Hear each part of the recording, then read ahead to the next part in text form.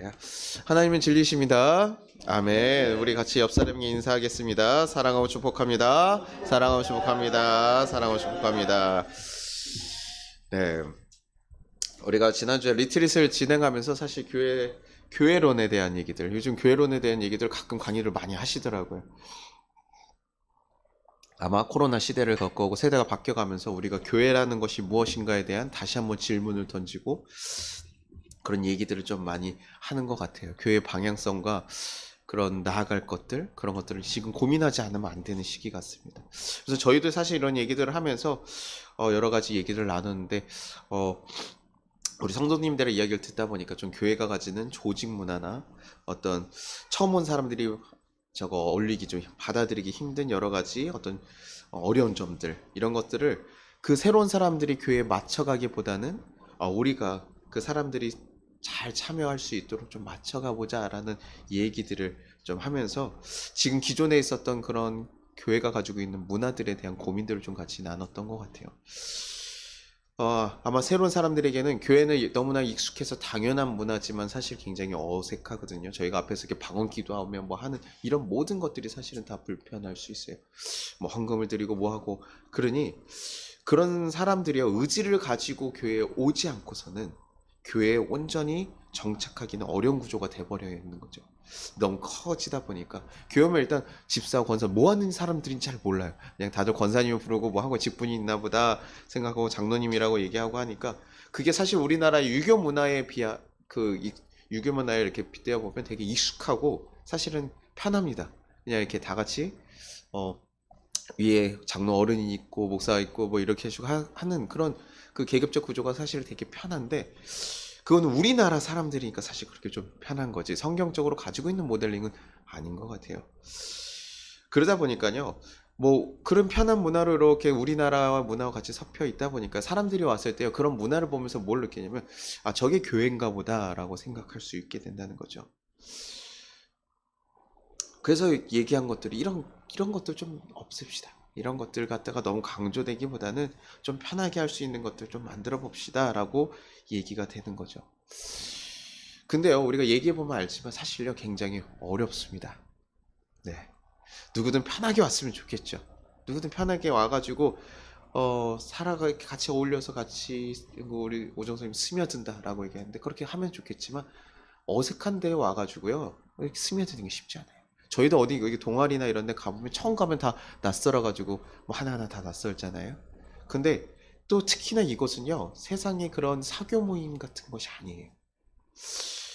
교회는요, 교회가 가진 특별한 특수성이 있습니다. 세상과 구별되고 거룩한 삶을 쫓아가야 되고 더 특별한 율법, 세상보다 더 어떻게 더 강하고 특별한 율법들이 이곳에 존재해요. 그런 것이 바로 교회예요. 왜냐하면 이곳은 하나님 만나는 곳이거든요.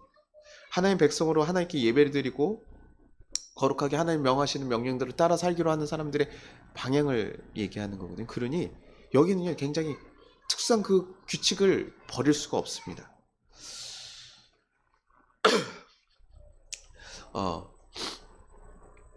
그러니요, 이 거룩함을 따라가기 위해서는 어떻게든 생겨나는 그 율법들이 존재할 수밖에 없는데, 그러니 사람들이 왔을 때 불편하고 어려울 수 있죠. 왜냐면 여기 사회의 자유들, 그 사람들이 편하게 있게 하기 좋다 그래가지고 우리가 편안하게 다 풀어줄 수 있는 곳이 아니라는 거예요. 근데 사회에서도 사실 그렇잖아요. 사회에서도 법이 있고 룰이 틀이라는 게 있어요. 그래서 뭐 어떤 사람이 옷을 다 벗고 뛰어다니면 무슨 죄에 걸립니까?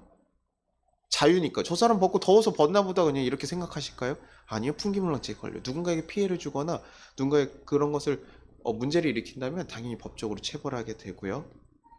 뭐 어떤 음식점에 갔는데 저거 중국집에 저희가 오늘 뭐 감자탕 갔는데 거기서 중국집 음식을 시켜 먹어요. 될까요? 안 될까요? 안 되죠. 아유, 내가 먹을 수 있는 건 권리고 내가 시켜 먹고 나는 중국집 음식을 먹고 싶어. 근데 사람들이 여기 오니까 나는 그렇게 한 것뿐이야 라고 얘기해서 그게 통용될까요? 그렇지 않죠. 운동선수들 어떡합니까? 복장 규정이 있죠. 축구 선수로 간다고 하는데요. 턱시도 입고 뛴다고 생각해 보세요. 멋있게 할 수도 있겠죠. 하지만 금방 찢어지고 불편할 거예요. 그래서 얘기합니다. 그리고 그것이 누군가에게 상처를 입힐 수도 있겠죠. 일단 그런 것들 다 제재하거든요. 그 공동체가 가지고 있는, 그 모임이 가지고 있는 목적을 망가뜨리면 사실 그걸 못하게 한다는 거예요. 어느 사교 모임이든. 그러니까요, 그 규칙들은요, 그 공동체의 사실 정체성을 보여줘요. 테니스나 막 이런 것을 굉장히 생각보다 예의나 이런 것들 중요시하잖아요. 그러니까 상대방에 대한 얘기들 안 하면 벌점을 가야죠. 그게 승부하는 거니까 안 해도 내가 승질 나면 안 할 수도 있는데 그렇지 않거든요. 그러니까 얘네는 야 이런 규칙을 보니까 얘 사람들을 그렇게 배려하는 거, 예의를 굉장히 중요시하는 공동체구나라는 걸 알 수 있고 그런 공동체가 얘기해주는 그 규칙들을 들어보면 그들이 어떤 가치를 추구하는지 사실 어렴풋이 생각하고 알 수 있다라는 것이죠. 그러니까 교회 왔을 때요, 우리가 얘기하는 그런 율법들이나 규칙들은요, 사실 우리의 교회의 가치와 방향성을 드러내주게 됩니다. 근데요, 세상 사람들이 우리 교회를 처음 왔을 때 어떤 규칙들을 마주하게 될까요? 밖에 있는 사람들은 교회 왔을 때 어떤 것을 교회가 얘기한다고 생각할까요? 예의? 아니요. 세상 사람들 가장 먼저 교회 오는 거 불편한 이유가 뭡니까? 뭐 하지 말라 했는데 뭐 하지 말라 그럴까요? 네, 일단 술부터 해요. 일단 술, 담배는 무조건 처음 기본으로 가요. 야, 교회 가면 술 못 먹잖아. 교회 가면 술. 도적질하지 말라, 살인하지 말라. 교회 가면 도적질하지 말라달라고 하잖아. 이게 아니라요. 술 먹지 말라고. 네, 담배 피지 말라고. 그리고 가면 또 뭐 해야 된대요? 헌금해라, 주일 성수해라, 헌금해라, 뭐 이런 얘기예요. 그러니까요. 여기 와서 하나님에 대한 배움이나 어떤 것을 알기 전에 그들이 먼저 접하는 규칙들이라는 것은요. 다른 종교들이 가지고 있는 어떤 제재와 수양의 종교의 모습을 띈다고 보여지는 거예요. 그러니 구별되어 있는 것이 무엇인가를 하지 않아서 내가 이런 걸 하지 않아서 술을 먹지 않아 취하지 않고 이런 삶을 잘 컨트롤해가지고 내가 종교인으로서 바른 삶을 살아갈 수 있구나라고 느끼기에 훨씬 좋다라는 거예요. 그래서 얘기하는 율법들이 말입니다. 그리고 세상 사람들에게 설교하고 난 다음에 헌금 막 걷잖아요. 그러면 어떤 느낌일까요? 저 강의하고 이제 강사비 내는 느낌처럼 받을 수 있거든요. 그래서 헌금 내면 저 사람이 좋은 얘기 했으면 내고 아니면 말고 이런 식으로 얘기해요. 헌금 뭡니까? 제가 설교 준비했으니까 여러분 준비하시는 거잖아요. 제가 너무 잘 준비해가지고 여러분 설교 아니죠. 헌금은 저희랑 전혀 상관 있는 부분이 아니에요. 근데 세상 사람 다 그러죠. 목사가 돈 가져가는 거면 목사가 받는 거. 아니요. 설명하고 제대로 알지 못하면 오해가 되는 거예요. 하나님께 드리는 것이지 저한테 드리는 것이 아니고 목사한테 드리는 것이 아닙니다. 목사의 생계비로 쓰고 있지 않습니까? 생계비도 써야지 그럼. 교회 관리비도 쓰고요. 성교비도 쓰고요. 다 다양하게 하나님의 공간들을 유지하기 위한 것에 쓰고 돕기 위한 것에 쓰는 거죠. 그런데 세상 사람들은 분명히 그것을 오해할 수 있다라는 거예요. 그러니까 우리가 그것에 대해서 우리는 이미 잘 알고 있어요. 그래서 어떻게 생각하고 그것이 무슨 의미인지를 잘 알고 있지만 이것을 처음 마주치는 이들에 대해서 그들이 어떻게 받아들일까에 대한 고민 또한 우리에게 있어야 된다는 겁니다. 그리고 그들에게 전해주고자 하는 것이 있다면 우리는 그것에 뭐예요? 그들의 눈높이에 좀 맞춰줘야 돼요. 아이들에게 전하기 위해서는 아이들의 눈높이를 맞춰줘야 됩니다. 제가 내려가야지 내가 얘기하는 대로 야 왜 아빠 설교 목사님 설교를 못 알아듣냐 너는. 야 이거 아빠가 이렇게 좋은 설교 준비했는데 너 알아들어야지 라고 얘기해봤자 쟤는 평생 알아들을 수가 없어요. 어린 상태에. 아이가 성장하고 나중에는 뭐 알아들을 수 있겠지만 저 아이들한테는 아이들에 맞는 눈높이로 다가가야 된다는 것입니다. 뭐 모두 맞출 수는 없겠지만 그러면 이제 좀 사실 이런 얘기들을 듣다 보면 여러분 좀 불편할 수 있어요. 왜냐면 그러면 예배가 모두 다 새신자에게 맞춰야 된다는 얘기인가? 처음 온 사람에게 맞춘다고 하면 그것이 진정한 예배가 될 수 있는 것일까? 어떻게 생각하세요?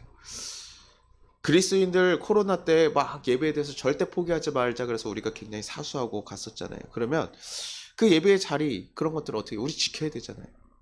그런데 그 모습들 바뀌면 되는 부분 안 되는 부분 우리가 사실 우리는 구분하고 있을까라는 고민들이 되는 거예요. 왜냐면 상황에 따라 바뀐다. 그게 가능한 일인가? 예배인데? 예배는 하나님과 우리가 만나는 그 장소인데 우리는 그것이 바뀌는 게 가능한가? 새신자에게 바친다는 거 목사님 그렇게 예배를 툭툭 바꿔도 돼요? 하나님 거룩하신 하나님께 예배를 드리는 것인데 이런 고민에 대해서 해봐야 된다. 그들에게 전해주는 거 좋지만 그렇다고 우리가 포기해야 되는 것일까? 라는 생각. 다른 교회 가보지 않은 분들도 계시니까 아마 다른 교회가 어떻게 예배하는지 모르실 거예요. 저도 모든 교회를 다 가보진 않았습니다. 저도 한번 갔더니 낯선 데가 있어요. 야 이게 뭐야? 이렇게도 하는구나. 막 이렇게 하기도 하는데 뭐 다른 예배들은 잘 모르겠지만 우리가 성경에 있는 나와 있는 예배들은 알고 있죠. 하나님께서 처음 창조하셨을 때는 어떻게 예배를 했을까요? 예배라는 것 자체가 사실 없었습니다.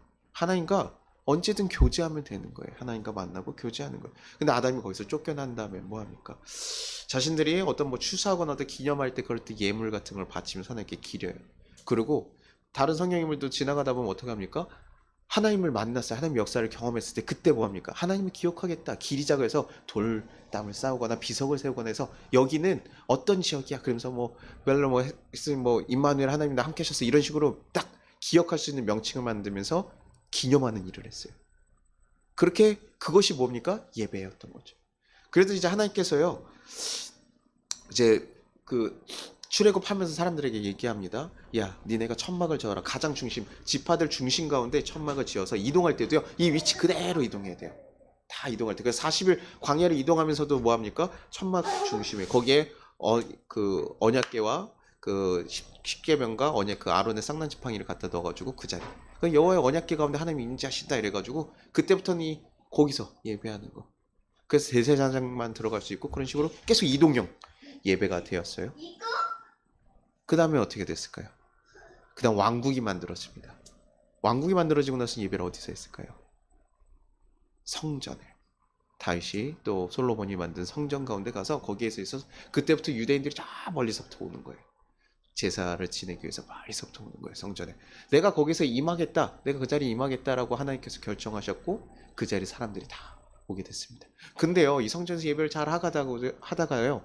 그 이스라엘 나라가 무너졌습니다. 성전이 무너졌죠. 그 다음에 어떻게 바뀌었을까요?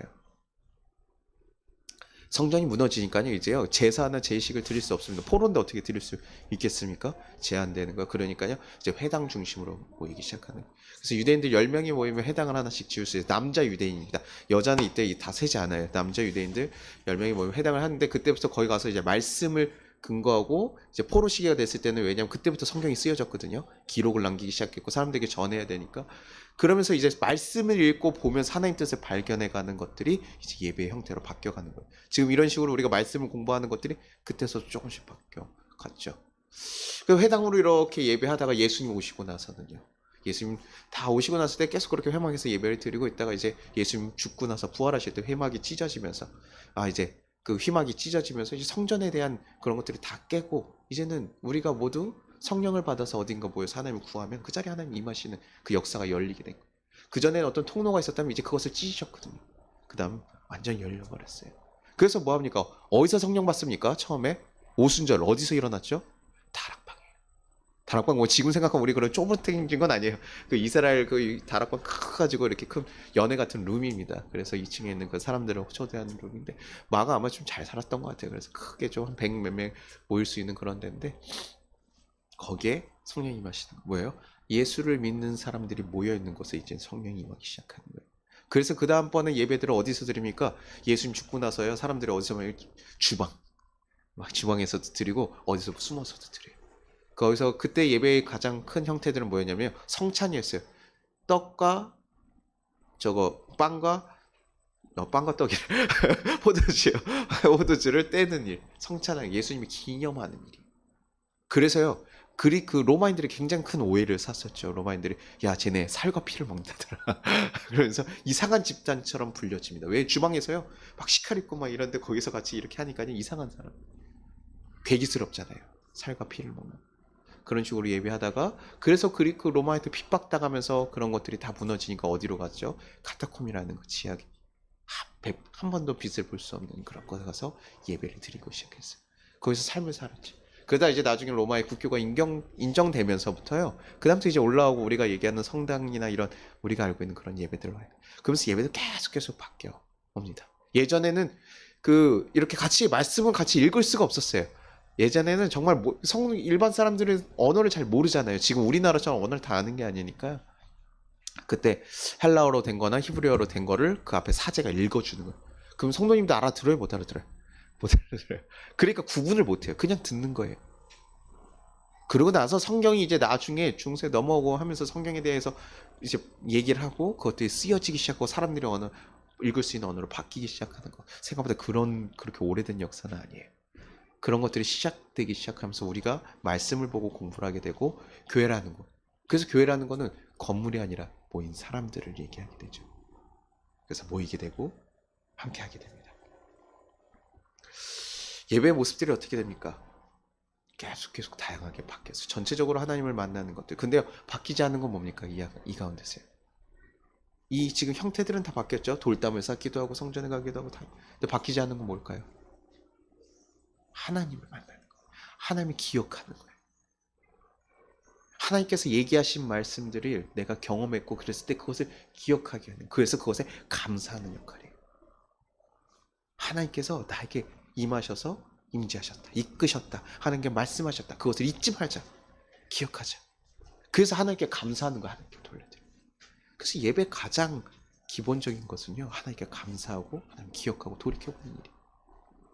그것은 잊지 않았습니다. 예수님의 떡과 포도주를 같이 떼면서, 빵과 포도주를 떼면서 기념하고, 계속 예배 형태 어디 들어갔어도 우리 그리스도인임을 기억하고 표시를 하면서 계속 하나님 기억하는 일들.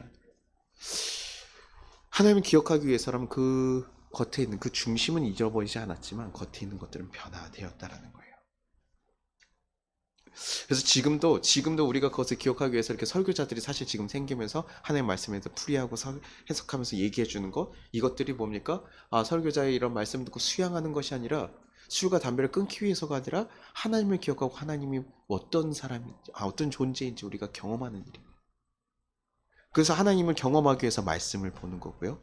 하나님을 경험하기 위해서 기도를 하는 것이고요.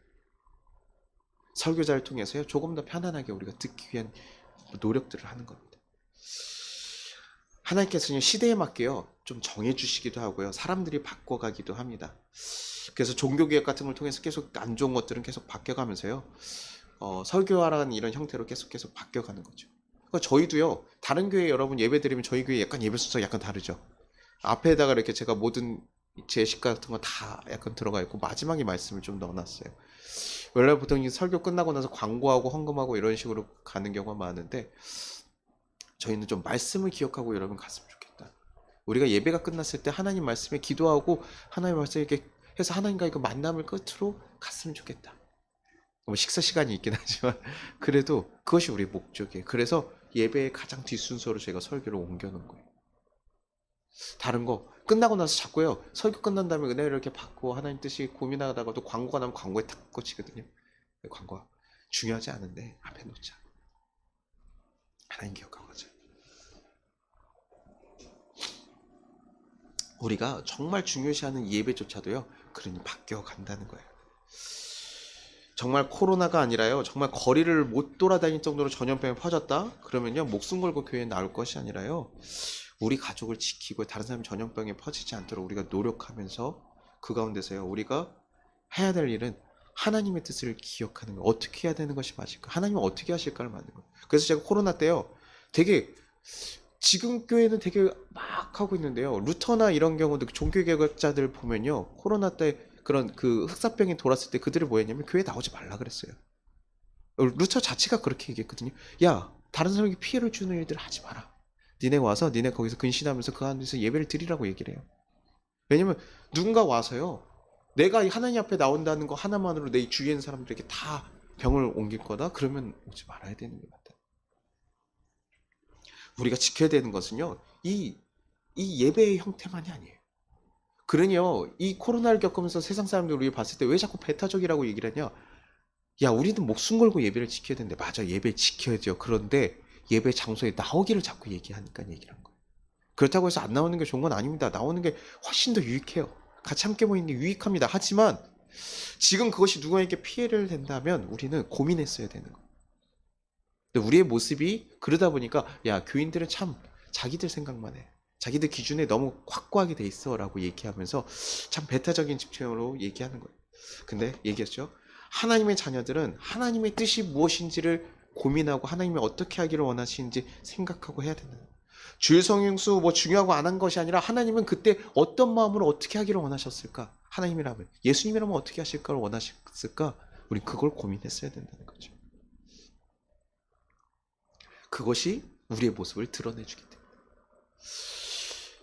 이렇게 좀 이런 모습들과 비슷한 게 사실 유대인들이 굉장히 율법을 굉장히 철저하게 지키는 사람들이에요. 그리고 그 유대인 그 기독교인들의 대표적인 사람이 누구였냐면 바로 베드로였어요.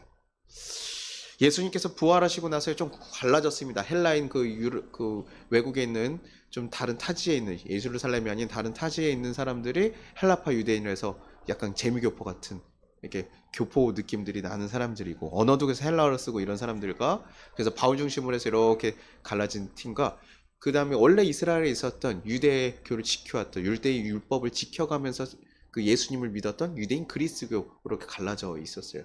그래서 유대인 그리스교는요, 자신들의 율법을 되게 철저하게 지킵니다. 할례도 해야 되고요, 율법들을 다 지키면서 예수님을 믿는 거예요. 그 중에 대표자가 누구냐면 바로 베드로인 거죠. 그들은요 헬라파나 이방인 사람이랑 식사했을까요, 안 했을까요? 예수님 믿는데도요 안 했어요. 그렇게 허락하지 않았습니다. 온전히 인정하지 않았어요.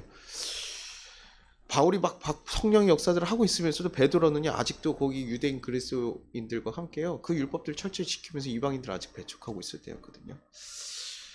그러니까 식사 교제는 당연한 거면 그 사람들에게 뭐 복음을 전한다는 건 생각할 수도 없는 일이죠. 그런데요 그렇게 그 율법들을 잘 지켜가는 베드로에게요 어느 날에요 환상이 일어나게 돼요. 사도행전 10장 11절에 하늘이 열리면 한 그릇이 내려오는 것을 보니 큰 보자기 같고 내 귀에 메어 땅에 들이웠더라 라고 해요. 율법대로요 딱 정시에 딱 그 3시쯤에 가서 기도를 해요. 근데 하늘에 열리면서 그릇이 내려왔대요. 안 그래도 시장은 베드로한테요 먹을 것이 이렇게 딱 내려온 거예요. 근데 거기에 이렇게 그릇을 봤더니 각종 네발 가진 짐승과 기는 것과 공중에 나는 것들이 있어요. 근데 이렇게 그 음식들을 잘 살펴봤더니요 먹을 수 있는 겁니까 없는 겁니까? 없는 거예요. 율법적으로 부정한 음식이라고 얘기했던 것들이 거기에 들어가 있는 거죠. 그러니 부정한 음식에 있으면 베드로 먹습니까 없습니까? 꿈 환상 가운데서도 손을 내밀지 않는 거예요. 그래서 사도행전 그 베드로가 뭐라고 하면 10장 14절에 베드로가 이르되 주여 그럴 수 없나이다. 속되고 깨끗하지 아니한 것을 내가 결코 먹지 아니하였나이다. 난 살면서 그런 거 먹어본 적도 없고 주님 아유 이거 그럴 수 없어. 이거 먹을 수가 없는 건데요. 야 하나님 시험하시나 보다. 이렇게 생각할 수도 있잖아요. 먹을 수 없습니다. 하나님 제가 어떻게 이렇게 철저하게 하나님 주신 율법도 지켜왔는데 이거 어떻게 저한테 지금 깨라고 하십니까? 이거 그럴 수 없어요. 이거 지금 먹을 수 있는 것도 아니면 제가 아무리 배고파도 그거는 평생 동안 먹지 않은 것도 어떻게 먹습니까? 하면서 부정하는 거예요. 근데 여러분 좀 이상하지 않아요?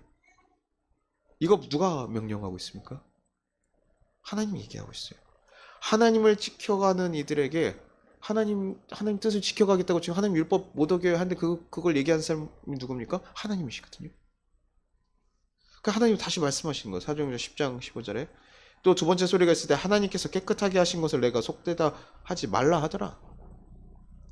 야 내가 깨끗하다고 하니까 먹어. 내가 먹을 만한 거 주는 건데 네가 먹어. 왜 자꾸 내가 깨끗하다는데 나 때문에 네가 안 먹겠대? 이렇게 지금 얘기하는 모양새예요. 되게 이상한 모양새예요. 지금 내가 먹으라고 하는데 왜 네가 나 때문에 안 먹겠다고요? 아유 저 절대 그럴 수 없습니다. 제가 엄마가 음식 차려줬는데 아우 나 엄마가 이거 예전에 먹지 말라 그래서 나 절대 야 먹어 이렇게 답답할 수 있는 상황이죠. 하나님 깨끗하고 하신 것을 내가 속되다 하지 말라. 이상한 꿈이에요. 정말 이상한 꿈인 거예요. 이게 환상이라고도 하고 황홀경이라 해서 우리가 그냥 엑스터시를 해가지고 좀 그런 거라고 얘기해서 하는데 이제 좀 선명한 환상이라고 해야 되고 딱 어떤 것을 봤을 때 선명한 환상이라고 얘기를 하는데 하나님께서 거룩한 백성 되겠다고 평생 동안 지켜오신 건데 왜 지금 나한테 굳이 먹으라고 할까? 왜 먹으라고 할까? 근데요 그렇게 3번의 환상을 계속 보여주셔서 계속 봤는데 그 다음에 마침 누가 옵니까? 고넬료라는 그 사람들이 찾아오는 고넬료의 가정에 그 시종들이 찾아오는 거예요. 하나님은 결국에 하나님은 누구에게 지금 복음 전하라는 겁니까? 고넬료라는 로마에 있는 백부장에게 전하라고 이 환상을 보여주신 거거든요. 야 너네가 상종도 하고 식사도 하지 않는 그 사람들 어떻게 얘기합니까? 그 예수님 식사할 때요 그 이방인 여인이 왔을 때 떨어진 거 음식 같이 먹을래 때 뭐니까 야 어떻게 그 우리 음식을 개들한테 주냐 라고까지 얘기하잖아요. 이방인들이 유대인들이 어떻게 생각하는지 여러분들이 지금 그런 거 보면 우린 충분히 알 수 있거든요. 개라고 상종할 수도 없어. 같이 할 수 있는 사람들 아니라고 생각해요. 자신들의 선민의식이 얼마나 강한지 그 로마 사람들조차도 상종하지 않는 거죠. 그런데 그런 사람들에게 뭡니까? 지금 하나님께서 고넬료와 같이 그 사람이 초청하는 자리에 가고 거기에다 지금 뭐합니까? 복음까지 전하라는 얘기. 그럼 여러분 유대 그리스도인의 수장이라 그랬잖아요. 그가 거기를 갔다는 거 어떻습니까? 논란이 될까요 안 될까요? 논란이 엄청나게 되는 거예요. 야 베드로가 갔대? 베드로도 타락했구나. 지금 그럴 수 있는 상황인 거예요. 그럴 수 있는 굉장히 사실은 큰 일입니다. 근데요 베드로는 정말 그래도 예수님이 제자인 거예요. 예수님이 와서 계속 환상 가운데 보여주고 말씀하시니까 뭐라고 합니까? 순종하는 거죠. 하나님께서 얘기하신 것에 순종하는 거예요. 이게 사실 지금 대난리가 날 수 있는 거 베드로는 분명히 알고 있었거든요. 내가 여기 갔다는 사실 알려지면 아이고 이거 큰일 났다 이거 어떻게 뒷감당하나 이런데도요. 그런데도 뭐합니까? 성령께서 의심하지 말고 함께 가라 말씀하시니까 그것에 순종해서 가는 거예요. 그 결과로요. 우리도 지금 예수님을 믿을 수 있게 돼요. 베드로가 지금 있었으면 우리랑 식사했을까 안 했을까요? 우리 천국에 가서도 못할 수도 있어요. 그렇죠? 근데 베드로가 이렇게 깨어지고 열려졌어요. 그러고 나서요. 상종하지도 않던 그 사람들은 하나님 뜻 때문에 다시 순종하고 베드로의 장점은요. 그 예수님이 어디 간다고 그랬을 때 주님 절대 못 갑니다. 그랬어요. 사단아 물러가라 예수님 때 이런 소리 이게 굉장히 그런데 그것에 굉장히 수용이 빠른 것 같아요. 아주 급진적인 사람이고 딱 불같거든요. 제가 예전에 말씀한 갈릴리에서 이렇게 칼을 들고 들고 다니는 굉장히 이렇게 강경한 이렇게 개혁자들 라인이에요. 베드로가 아마 그쪽 라인들이 그쪽일 거예요. 왜냐면 수도 중심에 있었던 사람들이 아니라 좀 개혁파, 우리 전통을 지키고 하는 개혁파에 좀 있는 사람들일 거라 굉장히 좀 급하고 강해요. 성질이 강합니다. 그런데 지금 베드로 예수님 앞에서 항상 혼나고 하지만 그때 바꿔요. 하나님께서 말씀하시니까 처음에는 안 돼요. 그럴 수 없습니다 하다가도 하나님이 계시니까 알았다. 내가 가겠다. 근데요. 여기 되게 좀 이렇게 상황을 보면 뭐냐면 베드로가 이 환상을 봤을 때요. 하나님 먹으라고 했지만 그 음식들이요. 베드로가 너무 먹기 힘든 곳에 있거나 먹으려면 되게 뭘 잡아야 되거나 고생해야 되는 것이 아니었어요. 어디에 있습니까? 그릇에 온전하게 담겨 있는 거예요. 그러니까요. 베드로가요. 먹기로 결심만 했으면 얼마든지 먹을 수 있는 상황이 있다는 거죠. 그런데 왜 못 먹은 겁니까? 베드로 도대체 왜 못 먹었습니까? 자신이 가지고 있었던 짐승들에 대한 편견이 있었던 거예요. 그게 도저히 해결이 안 되는 거예요. 평생 동안 교육받아왔고 평생 동안 살아왔어요. 그러니 이방인 문제도 동일하거든요. 절대로 베드로라면 할 수 없는 일인데 지금 그 음식을 못 먹는 게 상황이 어려워서가 아니라 자신이 그것을 하고 싶은 마음이 그것을 깨어넘을 수 없기 때문에 하는 거예요. 그러니까요. 우리 전도자들한테도 사실 뭐라고 얘기하냐면 우리가 지금 시대가 어렵다고 하잖아요. 복음 전파 정말 시대가 어렵다고 얘기를 하거든요. 근데요. 사실은요. 복음을 전파하기 위한 상황이 어려운 것이 아니라요. 그래서 못 전하는 것이 아니라 복음을 전하는데 가장 방해되는 건 뭐냐면 복음을 전하는 사람들이 가진 편견이에요. 저 사람에게는 복음을 전해도 듣지 않을 거야. 저 사람은 복음을 듣기 싫어서 아마 거절할 거야. 저 사람은 하나님께 버림받았을 거야.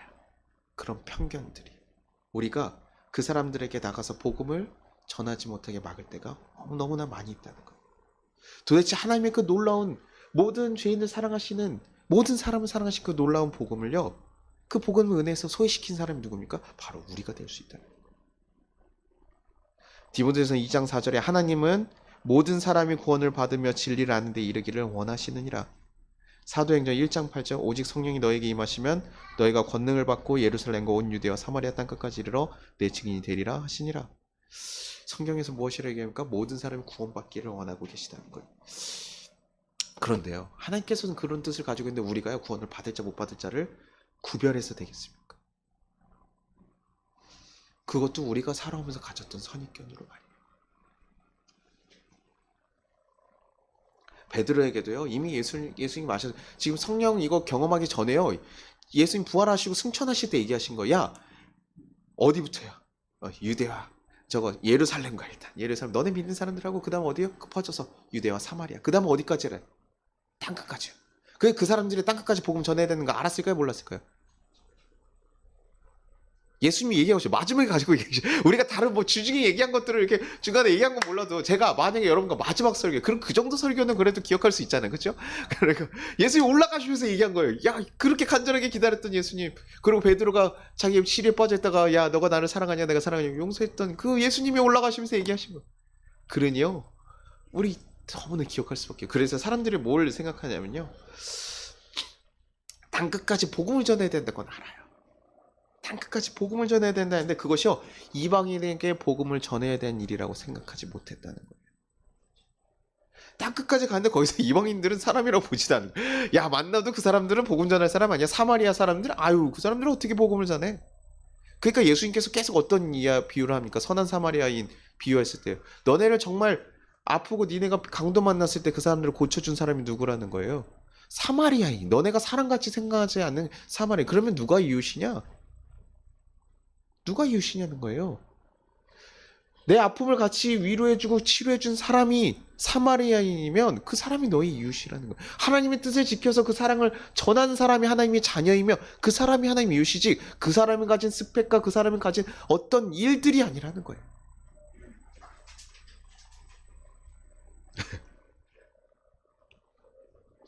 어떤 지위, 어떤 형태가 아니라 하나님의 뜻을 알고 그 뜻을 행하는 사람들. 그러니요, 우리는요, 인종, 뭐 사람들에 대한 모든 편견들을 사실 버릴 수 있어야 돼요. 하나님 뜻을 지켜가기 위해서는 우리가 그것들을 내려놔야 돼요. 저 사람은 구원 못 받을 사람이야. 그거 누가 판단하십니까?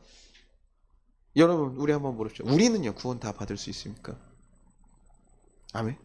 아, 고개가 이렇게 되면 지금 걱정스러워요. 지금 우리가 지금 고개가 흔드시면 아이고 이거 어떡하지? 제가 오늘 제가 맞아요.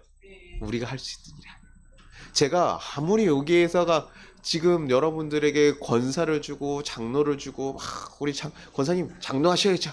세운다고 해서 우리가요 구원받을 수 있나? 그럴 수만 있으면 제가 어떻게든 할 거예요. 그렇게 심플하면요. 장로를 여러분을 만들기만 해서 구원을 이룰 수 있다. 그럼 전 모든 성도를 장로가 돼요. 성준이? 아, 해야죠. 만들어야죠. 다 만들 거예요. 그게 그렇게 할 수만 있다면. 그런데요. 그게 아니에요. 그게 아니에요. 하나님께서요. 그거 하나님 판단하신다. 하나님께서 알아서 하시는 일이에요. 목사인데 목사들 지금 우리 가끔 어르신들 그 옛날 어르신들 목사님들 설교 들고 얘 들어보면요 천국에 갔더니 누가 뭐 집사님들 성도님들 다 많은데 누가 가정 없대요. 목사하고 장로가 제일 없대요. 갔더니 우리 목사님 어디 가셨냐고 찾았는데 목사님 안 오셨대. 목사님 이런 얘기들 하잖아요. 그게 뭐합니까? 목사들이요 이 앞에서는 뻔질나게 얘기 잘하는데 그대로 못 살아가면 그 또한도 장담할 수 없다니. 남들 좋은 일 시키고 남들 배불리게 하고 너는 구원 못 받는구나. 그 일이 성경에 계속 나와 있어요. 남 좋은 일 시키고 너는 구원 못 받는 그게 무슨 소리냐. 그러니요. 우리가 해야 되는 일은요. 모든 사람들이 구원을 받을 수 있도록 우리가 도와주고 함께 해주는 거예요. 구원받기 너무 어려운 사람이 있으면 그 사람을 위해서 기도해 주는 것입니다. 야, 저 사람 정말 저렇게 살다가 구원 못 받을 텐데 저렇게 살다가 큰일 날 건데 그러면 가가지고 사단아 물러가라 예수 그리스도의 피로 정죄될지어다 이렇게 얘기하는 게 아니라 가서요 그 정말 뜨거운 마음으로 기도해주고 필요한 게 있으면 도와주고요 함께 해주는 거예요. 그러니요 제가요 지난주에 얘기하면서 우리가 뭐 신천지 얘기도 나고 동성애 얘기도 제가요 뭐 제가 너무 열려있는 사람이라 가지고 뭐 신천지도 괜찮고 동성애자 송수자 듣고 다 오십시오 살인자고 뭐 범죄들 다 오십시오 이렇게 얘기하면 저희 교회 부흥 안 돼요. 여기 앉았는데 반 이상이 전자팔찌 가지고 있어봐요. 그러면 여러분 자녀 데리고 오겠냐고요. 어려워요. 그런데 어떻게 해야 되냐 제가 그것이 옳다라는 게 아닙니다. 신천지도 이단이 하는 게 옳은 거고 동성애자를 하니까 우리도 다 동성애 합시다라고 얘기하는 것이 아니라는 거예요. 하나님 순리를 벗어나니까 어려운 일이고 잘못된 것들을 막고 이단 빠져가지고 하나님 진리에서 너 대적하면 고증죄라고 있어요. 하나님께 우리가 모든 죄를 용서한다고 하죠. 하나님을 내 의지로 대적하는 것들 그런 것들에 대해서 하나님께 용서하지 않는다. 그리고 성령을 거스르는 것들 용서하지 않겠다라고 엄포 놓으신 것들이 있어요. 내가 절대 하지 않을 거야. 하지만 그때 얘기했죠. 만약 신천지라고 하면 우리의 자녀라면 내 가족이라면 오정 씨하고 혜원 씨가 살다가 갑자기 오정 씨가 저기 지방에서 일하고 왔는데 어느 날 신천지에 빠졌어요. 그럼 어떻게 할 거예요? 과감하게 우리 갈라섭니까?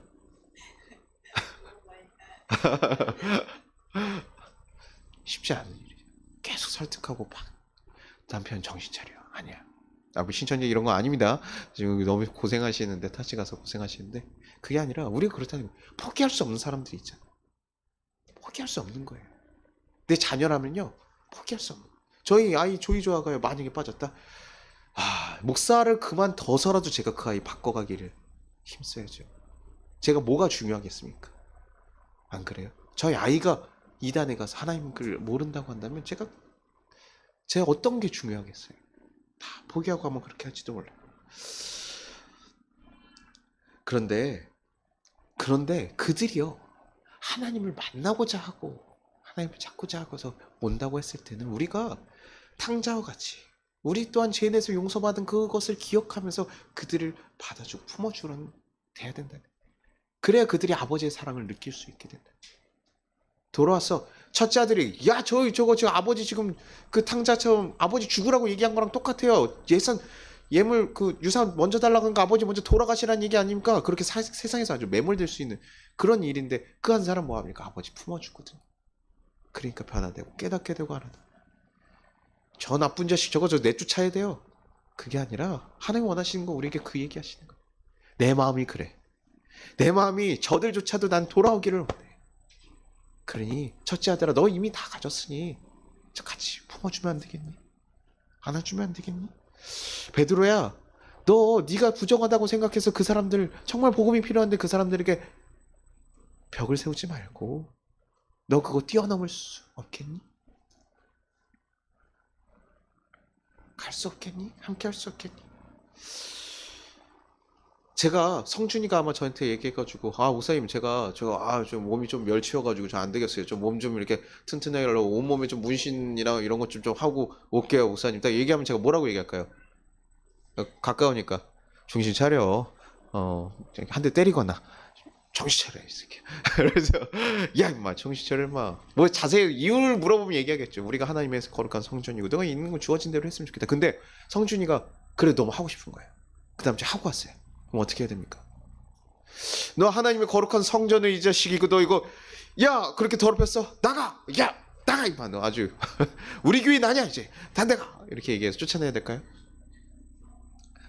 성준이니까 아이고 그려 잘했다 어차피 한거 그 대신 우리 그래도 나중에 왜냐면 그거 해서 고생할 것들 아니까 그런 것들이 안타깝고 하지만 그래도 어떻게 합니까? 내쳐야 돼요 안 내야 돼요? 품어주는 거. 제 교인이고 저랑 같이 고생하면서 같이 함께 왔었는데 그 친구가 뭐 하나 실수했다고 해서 제가 포기하거나 저버릴 수 있는 게 아니에요. 근데 우린 생각보다요 엄청 까다로워요.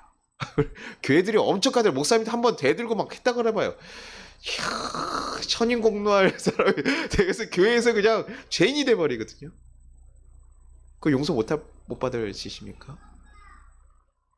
하나님은요 우리의 모든 죄를 용서하시고 품어주셨어요. 그러니 교회 왔을 때요 우리가 그들을 품어주지 않으면 교회에서 그 사람들을 알 수가 없습니다. 그러니 제가 얘기하는 거예요. 교회 가지고 있는 우리 율법들도 알고 있지만 하나님 마음 알고서 우리가 누구가 왔을 때 편하게 올 수 있도록 우리가 공간을 만들어 주겠다고 우리가 얘기를 했으면요 생각보다 우리가 되게 많은 걸 해야 돼. 내가 가지고 있는 모든 거를 다 내려놔야 될 때도 있어요. 이건 아닌 것 같은데 그래도요 그 사람과 함께 맞춰주는 바울이요 그래서 뭐라고 얘기하냐면 나는 유대인에게는 유대인의 모습으로 헬라인에게 헬라인의 모습으로 다가간다. 왜냐? 난 저 사람의 생명을 구하는 일 복음을 전하는 게 더 중요하니까 내가 유대인들한테는 더 유대인처럼 같이 맞춰주는 가서 율법 딱 하는 사람들한테는 율법처럼 그 다음에 헬라인들에게는 막 술 한잔 먹고 있으면 그래 가서 같이 한잔 먹으면서 하겠대. 그렇다고 해서 바울이요 뭐 술을 막 흥청망청 취하거나 이러진 않아요. 가서 정말 위로하고 슬프면 한 잔 먹었다고 그 사람은 흔들리는 거 아니거든요. 그러니 그런 거에 얽매이지. 고기 지식적으로 다 내가 먹는 건 문제 안 되지만 저 사람들 그거 불편하면 내가 그거 하지 않을게. 바울의 목적은 생명을 살리는 데 있거든요. 하나님 복음을 전하는 데 있거든요. 그러니 그 나머지 것들은 충분히 내가 흔들리지 않는 선에서 다 내려놓는 거예요. 근데 뭐 그게 너무 불편하시면 안 하셔도 돼요. 그거 갖다가 복음이 문제가 되거나 우리가 그걸 못 지켰다고 하는 건 아니에요. 그런데 제가 얘기했죠. 우리가 시도해야 돼요. 하나님 앞에서요. 그것이 옳은가 안 옳은가 하나님의 마음으로 죄인을 품어주는 거는 다른 일이에요. 성경을 통해서 우리는 알아야 됩니다. 하나님께서 어떤 마음을 가지고 어떤 뜻이 옳은 건지 율법을 통해서 알려주셨잖아요. 우린 그것을 율법을 통해서 배워야 돼요. 하나님 이거 원하시지 않는구나. 내가 이제 또 제가 이렇게 다 내려놓으십시오 하면 이제 그래 나도 이제 좀 편하게 살아야 되겠구나 이렇게 하는 것이 아니라 목사님 받아줄 거니까 그런 게 아니라요. 하나님이 잘못된 거 하나님 원하시는 것들을 성경을 통해서 배워야 돼요. 그러나 그거 아는 것과 죄인 하나님 세상에서 살아가면서 하나님 뜻을 모르고 살아가는 사람들을 품어주는 일과는 전혀 별개의 일이라. 너도 이거 안 지켰어? 그러면 사랑할 수 없어. 그럼 우리 중에 구원받을 수 있는 사람이 어디 있습니까? 우리 하나님 말씀대로 정말 살아가고 있습니까? 지난주 아까 오늘 성준이 얘기한 것처럼 성령 위해서 우리가 기도했습니다. 그런데 그대로 살아가십니까? 아니에요. 진짜 어렵죠. 어려워요. 제가 그렇다고 해서도 제가 이렇게 앞에서 얘기를 하면 아이고 목사님 그렇게 살아갑니까? 뭐 얘기할 수 있어요. 정말 살아가시는 분들이 있어요. 그분들 정말요. 사실 솔직하게 얘기하면 이게 약간 재수가 없어요. 너무 철저하게 살아가니까요. 좀 약간 좀 속상해요. 왜냐면 나는 못 살아가지고 그렇게 못 살아가지고 목사님 이거 어떻게 해요? 그랬더니 이렇게 해야지. 속이 타지. 알았어요. 목사님 잘났습니다. 그렇게 살아가시죠. 이렇게 얘기하시죠. 그러니요. 저도요. 그렇게 못 살아요. 저도 잘 안 돼요. 그러니 저는 여러분에게 사실 그게 위안되지 않아요? 목사님은 너무 정말 칼같이 잘 살아가고 야 나도 읽기 힘든데 목사님은 너무 난 성경 읽을 때 너무 힘든데 목사님은 항상 꿀송이같이 달대. 아우 저 사람은 왜 이렇게 달지? 나는 어려운데. 목사님도 어려울 때가 있어요. 불편할 때가 있고요. 그게 잘 안 되는 거죠. 사실 어려운 거죠. 근데 도전해야 되는 거예요. 그러려면요 큰 용기가 필요해요. 우리가 사랑하려면 여러분 그냥 사랑해야지 하는 게 아니라요. 사랑할 만한 사람 하는 거는요 그냥 하면 돼요. 사랑스러운데 어떡해요. 저희 그 아내가 가끔 아우 애들 보면서 야 너무 이뻐 죽겠지. 이뻐 죽게 이뻐 죽겠는 거예요. 그냥 뭐 어떻게 이쁜 걸 어떻게 아니 좋으니까 아우 내 새끼 이러면서 이뻐 죽겠. 근데 사랑하지 못할 만한 사람까지 들어야 사랑하려면 뭐가 필요합니까? 힘이 들어요. 용기가 필요해요. 그것을 위해서 정말 상대방을 수용할 용기, 내 기준을 뛰어넘을 용기, 이러다 내 기준이 다 무너지고 다 망가지는 거 아닐까? 그런 두려움조차도 넘어설 용기. 우리는 그럴 때도 하나님 마음과 뜻을 고민하면서 정말 본질적인 게 뭘까? 하나님 정말 원하시는 건 뭘까? 고민하면서 우리 그것을 뛰어넘어야 되는. 사람마다요 약한 게 있고 강한 거 있는데 우리는 자꾸 강한 것에 대해서는 아주 당당하게 얘기하는데 약한 것에 대해서는 되게 열어놓거든요. 사람마다 달라요. 그래서 어떤 사람은 술 같은 거, 어떻게 술을 그걸 못 끊어, 그거를, 아유, 참, 그 다 끊는다, 그러고 결심하면 끊는 거 아니에요, 그거. 담배도. 어떤 목사님들, 어른들 보니까 담배, 나 끊어야겠다, 딱 결심하면 그 다음도 칼같이 끊어요. 그러니까 그 다음에 다른 데 가서, 야, 그거 다 끊어, 다 끊어. 아유, 그거 안 피면, 안 사면 되잖아. 이렇게 얘기하거든요. 아주 승질나죠. 그거 못 끊는 사람이 있어가지고 하면요. 그런 것처럼 우리가요 수용할 수 있는 사람들이 있고요 수용이 안 된 사람들이 있어요. 저도 말했잖아요. 막 뺀질거리고 이런 사람 좀 못 참아요. 그런데요 그것 때문에 제가 막 무너지고 야 너 그렇게 안 되면 안 된다. 교회 오면 안 돼. 너 나가 너 이 자식. 이렇게 하면요 하나님께서는 그 사람을 엄청나게 그 하나님 역사 가운데 간신히 교회의 자리까지 이끌어 오셨는데 제가 걷어차면요 그게 하나님 기뻐하신 일이겠습니까? 하나님이 잃어버린 한 양이요. 밖에 살던 사람은요, 밖에 문에 익숙할 수밖에 없죠. 그래서 한번 제가 부부끼리 모임하는데요, 거기에 이렇게 교회에서 상처받고 좀 떠난 청년들이 있으면 와라 하는데 어떤 청년이 가는데 거기서 얘기하더라고요. 우리 그 한 자매가 전한 거예요. 야, 우리 같이 모여 살래? 그랬더니 그 친구가 뭐라 그러냐면, 그 모임 갔을 때 맥주 한 캔 해도 되죠? 얘기를 한 거예요. 그랬더니 이 친구가 야, 그 목사님이랑 다 와서 뭐 해야 되고 있어. 맥주 같은 소리. 야, 그럴 거 오지 마. 그래서 못 왔어요. 근데 제가 그 다음 주에 와가지고 저한테 그 얘기를 하는 거예요. 그래서 아니 뭐 맥주 한 캔 먹으라고 해. 뭐 나 같이 나한테 강제로 나한테 먹으라고. 목사님 맥주 안 먹으면 저 모임 못 하겠습니다. 이런 것도 아니고 그냥 지가 먹으면서 지가 얘기 듣겠다는데 오라고 하지. 뭘 그러냐. 그 맥주 하나 먹는다 해서 우리가 다른 방향성을 지니고 갑자기 취해가지고 다른 걸 하겠냐. 너네 같이 맥주 먹을 거야? 제가 먹으니까? 아니잖아. 그럼 오라 그래. 그 친구에게는 이 낯설고 어색한 이 복음을 들을 수 있는 기회가 아니냐. 그 사람 있는 그대로 받아줘야지. 야, 그거 맥주도 먹는다고 오는 못 오게 하는 그 공동체에서 어떻게 사랑을 느끼겠냐. 알아. 여러분 제가 굉장히 좀 열렸다고 생각하지만 여러분 미국에 있는 그런 선진 신학에 비하면 굉장히 저는 굉장히 보수적인 사람이에요. 근데요. 나라마다요. 지역마다 복음 전환 스타일이 다 달라요. 제가 가끔 얘기하죠. 남미나 이런 데는 아직도 기복 신앙이에요. 그래야 전도가 되고요. 아프리카 이런 데는 성령 중심 이런 거 되고요. 미국이라는 데 좀 굉장히 좀 열린 신학들이 되게 많고 거기 안에서도 이제 좀 교회를 홈이라고 부르면서 좀 이렇게 바꿔가는 본질에 좀 찾는 두 가지 방향이 있어요. 그래서 뭐 저거 맥주 교회도 있고 막 다 여러 가지 있고 우리나라에서도 교회 밑에 저 펍을 열어가지고 청년들이 좀 편하게 올 수 있는 공간을 만들겠다 이런 목사님도 계셔요. 사실 어렵습니다. 우리나라 정서 가운데 사실 진짜 어려워요. 왜냐면 외국에서 우리나라 처음에 우리 그 선교사들이 들어왔을 때 영국이나 이런 데는 담배하고 이런 거 다 피거든요. 그게 문화예요. 그게 문제가 되지 않죠. 우리나라 왔는데 술과 담배에 대해서 우리나라 기독교인들은 되게 저거 제약시한다라고 하니까 그 선교사가 어떻게 합니까? 파이프 이거 다 빼고 해요. 그 사람에 맞추기 위해서요. 그게 복음을 전하는 사람들의 태도예요. 나는 아무 상관없어. 이거 문화지. 야, 술이 뭐가 그게 문제가 돼. 외국에 가서 그렇게 들을 수도 있지만 우리가 그것이 불편하다 그러면 그것을 맞춰주는 거고. 복음을 전하는 사람들은요. 그렇게 내려놓는 거. 자기가 편하지만 맞춰주는 거. 새신자가 왔을 때요. 우리 교회에 우리는 이제 이렇게 좋아가지고 너무 익숙해져 있어도 누가 왔어요. 왜소하고 막 얘기도 못하고 막 그런데 막 세상적인 그런 것들 막 있다고 해보세요. 여러분 어떻게 해요? 그냥 혼자 동떨어지게 놔둘 겁니까? 아니에요. 그 사람들 강해요. 막 문신을 막 이렇게 했어요. 사실 제가 중고등부 전화할 때 애들 일진 애들 전화하다 보면 얼마나 무서운지 아세요, 여러분들? 그 이렇게 롯데리아 2층에 딱 들어갔는데 롯데리아 2층에 딱 올라갔더니요. 야, 일진 애들이 쫙 앉아있는 거예요. 문신이 막 이렇게 막 있는 애들이 앉아있는 거. 제가 가서 이제 아무렇지 않은 척 햄버거 먹을래? 이래가지고 얘기하는데요. 목사님 하면서 걔네들 이렇게 간을 보는 행동들이 있거든요. 싹 있으면요. 겁나죠. 제가 뭐 그때 아무리 젊은 때여가지고 좀 자신이 있다 그래도 아휴 이거 겁나요. 근데요 그 친구한테 야 너는 뭐 이렇게 몸에다가 이런 건 다 했냐 너는 그러면서 거기서 지적해봐요. 거기서 애들이랑 얘기가 될까요? 야 이거 너 하나님 얼마나 싫어하는 건지 아니? 아저씨 나가요. 이렇게 얘기하죠. 괜찮아. 이쁘다 야 이거 어떻게 괜찮구나. 그렇게 같이 맞춰주고. 그게요, 제가 그렇게 타락하고 저도 문신이 괜찮아서 하자는 건 아니에요. 그 사람이 받아줄 수 있도록 같이 이해해주고 품어주는 거.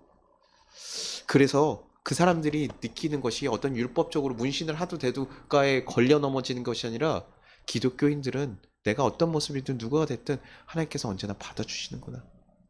그러니 아이들이 집 나갔을 때 교회에 올 수 있는 건요. 집 나갔을 때 그것 정죄당할 것이면 오겠어요? 아니요. 내가 집을 나가고 집에서 싸우고 나가도 교회 가면 그 전도사님이면 목사님은 나를 받아주는구나 생각하니까 집을 나갔는데 교회로 왔어요. 거기다 편지를 써놓고 가지고 제가 얼마나 그날 부모님들이 시달려 어디 갔냐 저도 모르는데 나 교회 안 가 있는데 제가 시달렸거든요. 그렇게 교회는 그래야 된다고 생각해요. 세상에서 막 살다가도요 언제든 자기 힘들고 지칠 때 다시 와서 언제 품어줄 수 있는 거. 사실 저도 잘 못해요. 저도 목회자다 보니까 잔소리하고 막 이렇게 하지 마십시오. 이렇게 싸우지 마십시오. 하지만 그럼에도 불구하고 우리가 뛰어넘어가야 돼. 잘 못하지만 또 한 번 도전하고 후회도 하고 다시 반성하면서 그래 저 사람 위해서 저렇게 해주는 게 좋았을 텐데 이렇게 해주는 게 좋았을 텐데 내가 더 품어줬으면 좋았을 텐데 그러면서 우리가 맞춰가는 거. 그러려면 제가 얘기했죠. 용기가 필요하다고. 내 것을 넘어가야 돼. 평생 동안 받았던 그 율법적인 교육, 그래서 습관화되어 있는 거야. 아예 쳐다보지도 않는 삶이 돼 있는데도 불구하고 그것을 넘어가는 거. 근데 그게 무작정 다 세상으로 뛰어넘어가는 것이냐? 하나님께서 나에게 명하시는 것들이 있다면, 하나님 마음을 우리가 알고 있다면 그것에 뛰어넘어가. 성경에는요, 배타적인 얘기, 막 포용적인, 포괄적인 얘기들 되게 다양한 관점이 있어요. 예수밖에 안 된다라고 하는 배타적인 얘기도 있으면서도요, 모든 사람은 구원하시려고 하는 하나님의 포괄적인 사랑이 또 있어요. 우리 되게 잘 구분하고 고민하고 씨름하셔야 돼요. 그래서 하나님께서 명하시는 것들. 저는요, 사랑하지 못할 만한 사랑하는 건 저에게 아직도 문제도 아니에요. 왜냐면 저는 사랑할 만한 사람도 사랑하지 못하거든요. 그게 너무 어려워요. 아직도 저는 그 문제도 잘 못 넘어갔어요. 여러분에게 뭐 이렇게 얘기하죠? 그거 목회자니까 얘기해야죠. 그렇게 얘기 안 할 수 없잖아요. 근데 제 삶의 문제, 저도 왔을 때 제가 다 할 수 있을까? 어려워요. 저도 불편한 사람들이 있고 약한 부분이 있으니까. 근데 저는 그 문제보다 지금 제가 사랑할 만한 사람도 사랑하지 못하는 것이 더 많이 좌절하거든요. 제 자녀에게요, 가끔 너무 화가 나가지고요, 제가 손이 나갈 것 같은 딱 감정이 들었던 날이 있어요. 이게 뭐 하는 거지? 이게 딱 화가 나가지고 딱 하는데요. 그날 제가 혼자서 너무 속이 상해가지고 제 모습을 발견하고 속이 상해서 제 뺨을 때리면서 제가 나는 다시는 아이들에게 그렇게 하지 말자. 그런 감정이 들게 하지 말자. 제 안에 다짐을 하고 그럼에도 불구하고 저 또 아마 넘어질 수도 있어요. 그러나 우리가 그 아이를 사랑하기 위해서 내가 화나고 불편한 것까지도 뛰어넘어야 되고 내가 그것을 품을 수 있는 마음을 다짐해야 되고 힘을 내야 돼. 그리고 잘 안 될 땐 누구한테 구해야 됩니까? 성령님께 구하는 거예요. 하나님, 내가 저 이웃을 사랑할 수 있게 도와주시고 내 자녀를 사랑할 수 있도록 넓은 마음을 주시고 그래가지고 여러분들이 그렇게 됐을 때요. 저는요. 그때 우리 지경이 넓어지는 우리의 그 마음들이 커지고 하나님을 경험하는 것들이 커지는 거예요. 근데 그것이요. 정말 힘들어요. 나에게 거슬리고 나를 불편하게 하는 그 한 사람을 수용하는 일은 너무나 힘들어요. 그래서 용기와 힘이 필요합니다. 지치고 가끔은 나를 완전 소진시킬 수도 있어요. 그럼에도 불구하고 가는 거예요. 왜? 하나님께서 그거 원하시니까. 제가 사역하면서 가장 두 가지 사건 되게 깊게 기억하는 것 중에 하나는 베드로의 고넬료 사건과 하나는 바울이 다메섹에서 예수님을 만났던 사건이에요. 제가 이걸 잊지 않으려고 많이 노력합니다. 자기를 죽이려고 했던 모든 그 유대인 다 사울이었을 때 다 잡아가가지고 자기 그리스도 믿는 사람들 다 잡아가지고 죽여버린 사람인데 하나님 만나고 나서 그가 딱 변화됐을 때요. 아나니아가 하나님께서 얘기하시면서 야 저기 바울이라는 사람들 너네 잡아 죽이던 그 바울이라는 사람인데 이제 그 사람이 나를 만났으니 이제 가서 품어주라는 거예요. 저는 바울보다요 그 아나니아가 대단한 거예요. 가가지고요 자기 가족들과 사람들을 죽였던 그 사람을 보면 첫 마디 뭐 합니까? 형제요. 형제요. 마음이 얼마나 속상했을까. 눈 떴을 때 그 바울이요 너무 죄송한 거죠. 예수님 없는 줄 알았더니 예수님 진짜 있고 너무 속상한데 바울이 변화된 건 자기가 죽였던 사람들의 가족들이 자기를 형제로 받아주는 그 예수님의 사랑 때문에 변한 거예요. 제가 그래서 그것을 잊지 않으려고 그래요. 자기를 죽이려고 했던 그 원수까지도 사랑한 사랑이 여기 있구나. 그냥 단순하게 원수를 사랑한 게 아니라 그 원수를 사랑하는 삶을 살아냈기 때문에 바울이 자기를 죽이려고 했던 사람들한테도 피떡이 되면서도 다시 한번 거기에 복음을 전하러 가는 게 바울이 대단한 게 아니라 바울이 그 사랑을 경험했기 때문에 그런 거예요. 우리는 가끔 바울이 막 예수님 사랑하고 성령으로 충만하니까 아니요. 먼저 그 사랑을 경험했기 때문에. 그리고 우리 교회에 온 사람들에게 담이 없고 우리가 그 온전한 하나님의 사랑을 경험하게 해주려면 어떻게 해야 될까요? 우리가 그렇게 해야 돼요. 제가 얘기했잖아요. 원수가 우리 교회에 왔어. 어떻게 해요? 품어야죠. 원수가 우리 교회에 왔다. 쟤는 그 하도 많은 교회 중에 우리 교회로 오는 거야. 아유 진짜 너가 가든가 내가 가든가 둘 중에 하나 하자. 보통 그래요. 그게 아니라 품고 함께 하나님 뜻이 거기는. 왜 하나님께서 굳이 저 사람을 붙였을까 고민하고 하나님은 어떻게 대하기를 그래서 예수님이 어떻게 하실까 우리 고민하고 묻고 그 다음에 우리가 행동 액션을 취하는 거. 그렇게 하나님께서는요 새롭게 만들어갑니다. 우리 교회를 우리가 지난번 얘기했던 우리의 그냥 소망이 아니라 그 소망을 이뤄가기 위해서는 굉장히 많은 힘이 필요하다는 걸 여러분에게 말씀드리는 거예요. 그것이 무조건 정답이라는 것이 아니라 우리 공동체 가운데 그런 얘기를 공동적으로 얘기하는 건 하나님께서 우리에게 명하시는 방향성인가 보다 라고 생각을 하게 되고 그렇다면 우리 교회가 그것을 위해서 힘써야 될 것은 무엇인가를 고민해 보게 되는 거예요. 그리고 그것을 여러분 힘써 주길 바랍니다. 그래서 우리 누군가에게는 정말 피난처와 위로처가 될 수 있는 교회가 되기를 바라요. 그래서 세상 누군가에게도 그 사람이 세상 어디에도 받아줄 수 없어도 그렇다고 한다도 그래도 갈 곳이 하나 필요하다면 우리가 우리 교회가 되었으면 좋겠다. 근데 왔을 때요 세상 모든 사람이 받지 못하는 사람은 우리도 받기 힘들 거예요. 그러니 겁나고 두려워도 그것을 뛰어넘어야 됩니다. 그 힘이 있어야 되고 용기가 있어야 됩니다. 하나님에게서 그 힘을 우리 받읍시다. 그리고 그렇게 뛰어넘는 공동체가 되기를 간절히 소망합니다. 우리 같이 찬양하고 기도하겠습니다. 하나님 아버지의 마음, 하나님 아버지의 마음을 우리가 알기로 합니다. 그래서 하나님 마음이 있는 곳에 우리가 걸어가고 하나님 눈물이 고인 곳에 우리도 같이 애통하며 같이 슬퍼하기로 합니다.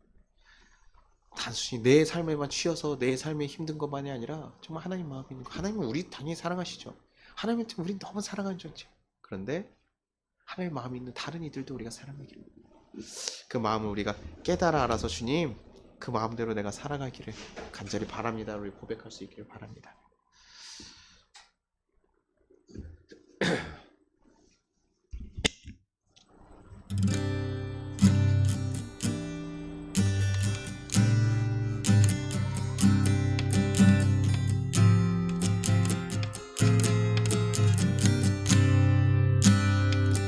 아버지 당신의 마음이 있는 곳에 나의 마음이 있기를 원해요.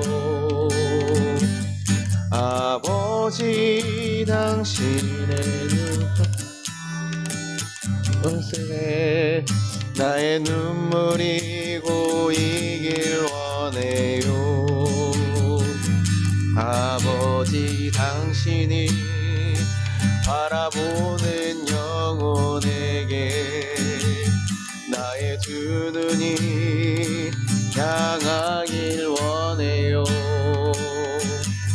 아버지 당신이 울고 있는 어느 땅에 나의 두 발이 향하길 원해요. 나의 마음이 아버지의 마음 알아. 내 모든 뜻 아버지의 뜻이 될 수 있기를.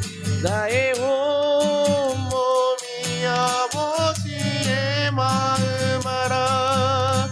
내 모든 삶 당신의 삶 되기를. 나의 마음이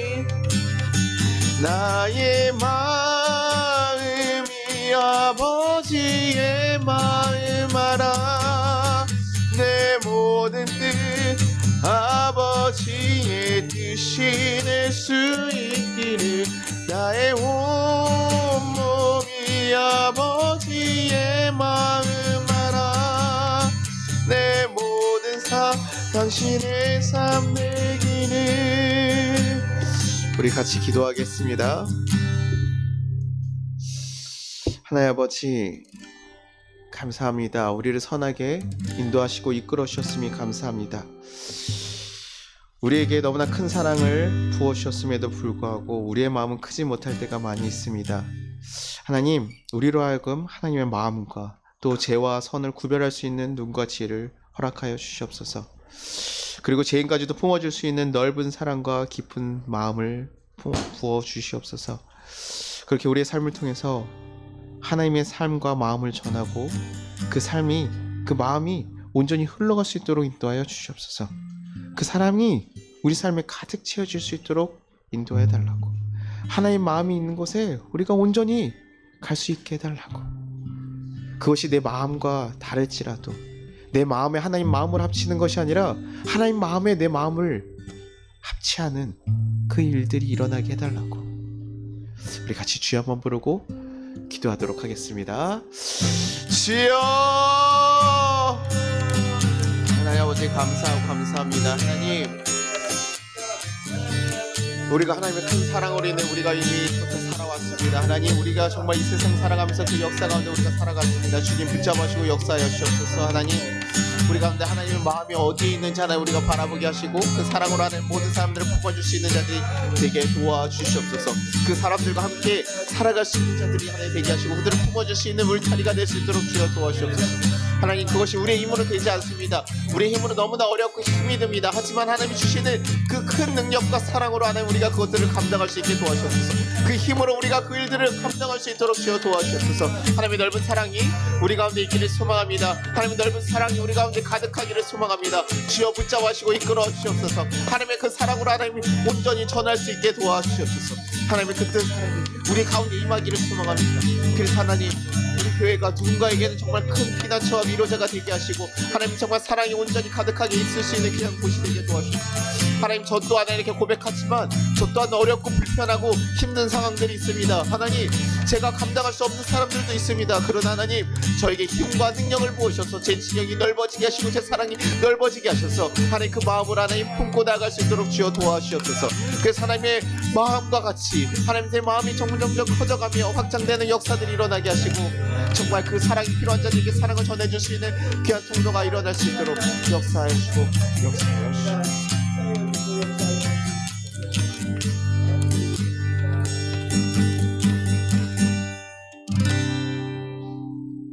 하나님 아버지, 감사합니다.